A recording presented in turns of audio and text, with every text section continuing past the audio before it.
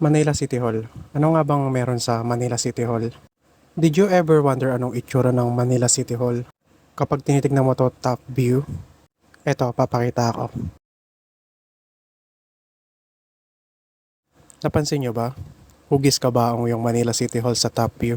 Madaming nagsasabi na it's a coincidence lang na naging ganyan yung itsura niya kasi natapos tong Manila City Hall around 1941 pa. Siyempre during that time wala pa tayong mga drones or like satellites na pwedeng mag-take ng ganitong mga picture.